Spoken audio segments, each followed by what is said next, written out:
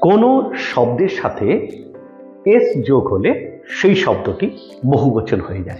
যেমন বয় অর্থাৎ ছেলে, কিন্তু বয়েজ অর্থাৎ ছেলেগুলো বা ছেলেরা। কিন্তু সবসময় তা হয় না।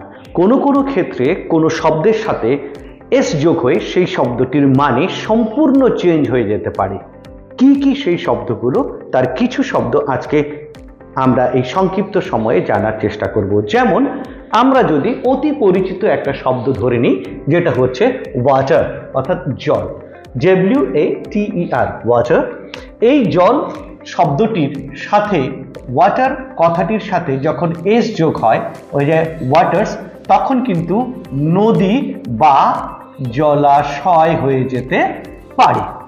আবার স্যান্ড, স্যান্ড মানে বালি। গুড, আমরা স্যান্ড মানে কি জানি? বালি বা বালু। কিন্তু স্যান্ডের সাথে যখন এস যোগ হয় স্যান্ডস, তখন হয়ে যায় মরুভূমি।